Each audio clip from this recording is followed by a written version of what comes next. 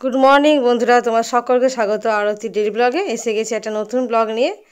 তো চলো, আজকের দিনটা আশা করি তোমাদের খুব ভালো লাগবে। যদি ভালো লেগে থাকে অবশ্যই একটু লাইক কমেন্ট শেয়ার করে দিও। সকাল সকাল উঠে রেডি হয়ে গেছি। মেয়ে তো গতকাল চলে গেছে বড়দির ওখানে। আজকে হচ্ছে বউ ভাত, তো আমি বেরিয়ে পড়েছি। আজ আমি একাই যাচ্ছি, ছেলের যেহেতু পরীক্ষা চলছে ও যাবে না। আজকে আবার দুপুরবেলার পরীক্ষা আছে, দুপুর 2টো থেকে। তো আমি ওই জন্য একাই বেরোলাম, আর কর্তারও কাজ আছে, ও যায়নি। তো চলো, এখন আমি যাচ্ছি রাস্তা দিয়ে। আর কি সুন্দর দেখো, চারিদিকটায় একদম পলাশ ফুলে লাল হয়ে আছে। সামনেই তো দোল খেলা, দোল চলেই এলো, হোলি। তো এই পলাশগুলো দেখে এত মানে ছোটোবেলাটা মনে পড়ে যাচ্ছে। বাবা করতো কি, এই পলাশ ফুলগুলো আগের দিন তুলে নিয়ে চলে আসতো, দিয়ে সারা রাত্রে ওটা একদম বালতিতে ভিজিয়ে রেখে দিত জল দিয়ে। এক বালতি জলের মধ্যে ভেজানো থাকতো। আর সকালবেলা যখন উঠতাম তখন দেখতাম পুরো বালতির রঙটা একদম লাল হয়ে গেছে, যেরকমটা ফুলের রঙ সেরকম সুন্দর একটা মিষ্টি লাল হয়ে গেছে, একদম প্রাকৃতিক কালার। আর সেটা আমরা পিচকারি নিয়ে খেলতাম। আর পাশের মানে বাড়ির পাশ দিকে গেলে পাশের এপাশ থেকে তার মাথায় ঠেসে ঢেলেও দেওয়া হতো মগে করে করে। তো এরকম করেই ছিল আমাদের ছোটোবেলাকার দোল খেলা। আবির তো ছিলই। তো এখনকার মতন ওই রং গুলে আমরা ব্যবহার করতাম না। আমরা এই পলাশ ফুলটি বাবা ভিজিয়ে দিত, সেটা আমরা পিচকারিতে রং হিসাবে ব্যবহার করতাম। খুব সুন্দর। তো পারলে তোমরাও এটা করে দেখো এবছর। এবছর তো সামনেই দোল চলে এসছে, আর তোমাদের বাচ্চাদেরও দিও, দেখবে তারাও খুব খুশি হবে। আর নতুন একটা রং পাবে, কেননা এই রংটা ওরাও হয়তো ব্যবহার করেনি আগে কখনো, ওদেরও খুব ভালো লাগবে। তো এখনকার জেনারেশন তো এসব জানি না বোধহয়। তো আমরা তখন এগুলোই করতাম, আর ভালোও লাগতো বেশ। চলো, আজকে আমি যাচ্ছি মুকুটমণিপুরের ওপর দিয়ে, কেননা এইখানে কাছাকাছি থাকে আমার মেজদি। মেজদিকে তুলে নেবো আমার গাড়িতে, দুই বোন আমরা একসাথেই যাব। ও আমার জন্য রেডি হয়ে ওয়েট করছে, ওকে ফোন করে দিয়েছি। তো সামনেই যদি একটা বাজার আছে, বাজারটা এত ভিড় হয়, বাজারের মধ্যেখান দিয়ে গাড়ি নিয়ে যাওয়া ভীষণ ডিফিকাল্ট হয়ে যায়। ছোটো জায়গার মধ্যে বাজারটা এমন বসে। ওই জন্য আমাদের ড্রাইভার, আজকে নতুন ড্রাইভার যাচ্ছে, ও বললো এটা দিয়ে চলো, তাড়াতাড়ি না হলেও একটু রাস্তাটা ফাঁকা থাকবে। তো অবশ্যই এটা দিয়ে আসাটা ভুল হয়ে গেল, কেননা অনেকটা ঘুরতে হলো। তো যাই হোক, একটা নতুন রাস্তা দেখা হলো, সেটাও বেশ ভালো লাগছে। ড্যামের ওপর দিয়ে যাচ্ছি, জল এখন অনেকটাই কম দেখতেই পাচ্ছ, কিন্তু বেশ ভালো লাগছে। তো চলো, এখন হচ্ছে পরেশনাথ। এই পরেশনাথের মেলা বসে মকর সংক্রান্তিতে এখানে। আর ছোটো সময় এই রাস্তাটা দিয়ে আসতাম, রাস্তাটা দেখে এখন মনে চিনতে পারলাম যে এই রাস্তায় তো বহুবার এসেছি আমরা। চলো, মেজদিকে তুলে নিয়েছি ওর বাড়ির সামনে, এবার আমরা বেরিয়ে পড়ছি।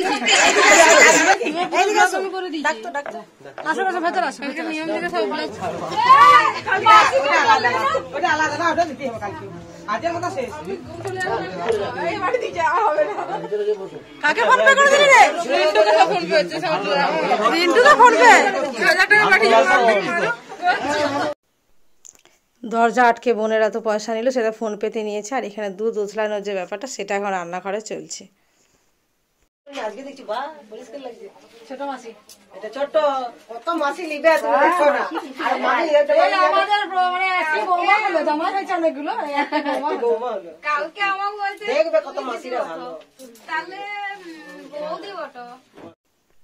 দুধটা খুব সুন্দরভাবে উতলেছে, দেখতেই পাচ্ছ। আর কি বলতে হয় সেটা বর্দি শিখিয়ে দিয়েছে বৌমাকে, বৌমাও বললো। চলো, এখান থেকে বেরিয়ে আসার পরে এবার অনেকটা বেলা হয়ে গেছে। দুপুরবেলা তোদের বউ ভাত দুপুরবেলাতে আয়োজন করা হয়েছে, কেননা খুব চটজলদির মধ্যেই বিয়েটা ঠিক হয়েছে। 3-4 দিনের মধ্যে এটা সম্বন্ধটা ঠিক হয়েছে, সাথে সাথে বিয়ে।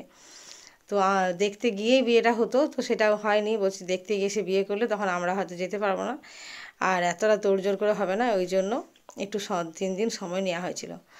আর বিয়ের খবর শুনে এই যে এনারা হাজির হয়ে গেছেন টাকা আদায় করবে বলে। তো আমাদের তো সবার হাত পা ঠান্ডা, এই মধ্যে কনেযাত্রীরা ঢুকে পড়েছে। কনেযাত্রীদের একটা তো ব্যবস্থা থাকেই, এবার সেই ব্যবস্থা করা হবে নাকি, দেখো আমাদের জামাইটার অবস্থা দেখো, কনেযাত্রীদের ব্যবস্থা করা হবে নাকি এদেরকে হ্যান্ডেল করা হবে, ভীষণ ভয় লাগছে। এতে তো ডিমান্ড প্রচুর, 16,000 20,000 করে চাইছে। তো যাই হোক, দেখি শেষমেশ কত রফা। জামাইটার অবস্থা দেখো, আমি ওকে বলছি তুমি এত নেচো না, এত নাচ করলে ওরা আরও পেয়ে বসবে।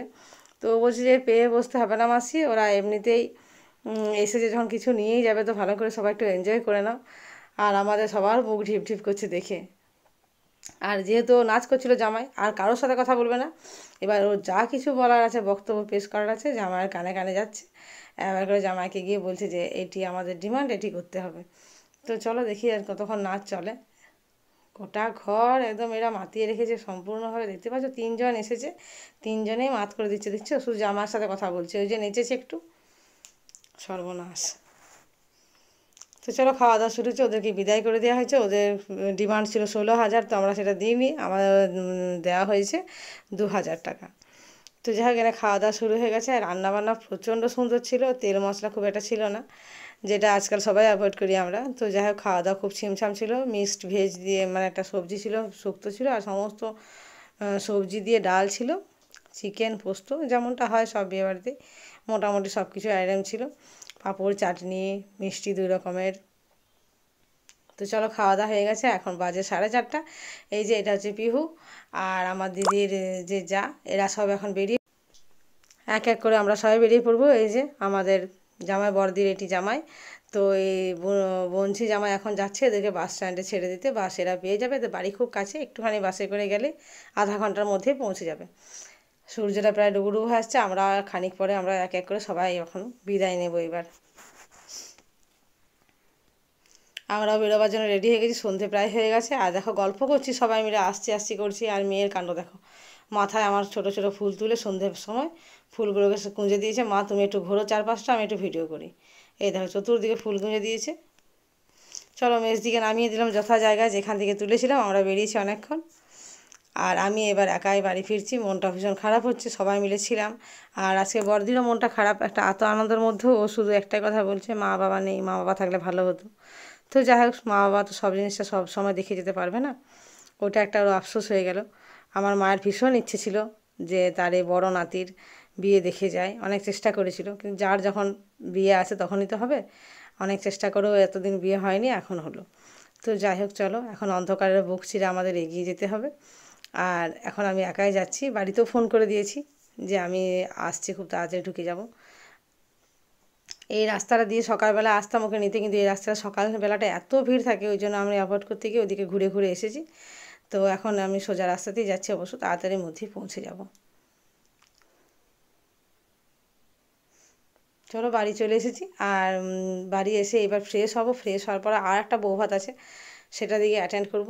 আমার একদমই যাওয়ার ইচ্ছে নেই, চোখ মুখের অবস্থা ভীষণ খারাপ, কিন্তু যেতে হবে। বিকেলবেলা যাদের বাড়ির অনুষ্ঠান তারা আবার এসে বলে গেছে দোকানে যে সকলকে আসতে হবে।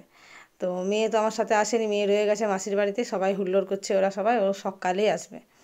তো সকালবেলা আসুক, আর একটা বৌভাত আছে, সেটা সবাই মিলে যাব। আর এই আজকে রাত্রের বৌভাতটা আমরা 3জন যাব, আমি, কর্তার ছেলে।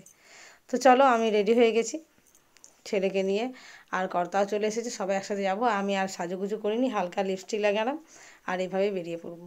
আর যে শাড়িটা পরে আমি আমার বোনপোর বিয়েতে গেছিলাম দুপুরবেলায়, ওটাই আবার পরে নিলাম। আর ভালো লাগলো না কিছু বের করতে, আমার একদমই আর ইচ্ছে করছে না যেতে। যাবো একটুখানি নামমাত্র খাওয়া দাওয়া করবো, চলে আসবো। যেতে হয় সেই হিসাবেই যাবো আর কি, না নেমন্তন্ন রক্ষা করাটা তো খারাপ, সেই হিসাবেই যাওয়া। তো চলো, দেখতে পাচ্ছ চেহারার অবস্থা কী অবস্থা হয়েছে, মনে হচ্ছে আমার ঝেড়ে একটা ঘুম কখন দেবো আমি। চলো চলে এসেছি বৌভাতের এখানে, এসে একদম গিফট এখানে কর্তা দিয়ে দিয়েছে। আর তারপরে আমরা সোজা যাব খাবার প্যান্ডেলে। এখানে প্রচণ্ড ভিড়, দেখতেই পাচ্ছ, মানে লাইন ধরে একদম বসতে, যারা খাচ্ছে তার উপরে কত ভিড়, এরকম প্যাকটা ভিড় প্যান্ডেলে আমি অনেক দিন পর দেখলাম। মানে ভিড়ভাট্টাটা হয় এতে, আসলে প্যান্ডেলটা খুব ছোটো বলেই সমস্যাটা হয়েছে। তো যাই হোক, কোনো অসুবিধা নেই, এক্ষুনি এক এক করে উঠবে আর এক এক করে বসে পড়বো। চূড়ান্ত ভিড় যাচ্ছে, চূড়ান্ত, সামনে পিছনে চারিদিকে লাইন। তো এইটা শর্ট ভিডিওতে অনেক সময় দেখে থাকি যে কী ভিড়টায় পড়তে হয়, মুখে বলে অনেকে, কিন্তু দেখো সত্যি আমরা সেটা কিন্তু ফেস করছি, বাস্তবটা সবাই তুলে ধরে। এই রইলো মেনু কার্ড, তোমরা দেখে নাও আর কি কি আছে। আর খুব অল্প স্বল্প খাওয়া দাওয়া করে এখন বাড়ি ফিরবো। আজকের মতো রাখছি, গুড নাইট, ভালো থেকো সকলে। যারা সাবস্ক্রাইব করেনি প্লিজ একটু সাবস্ক্রাইব করে চ্যানেলটার পাশে থাকবে।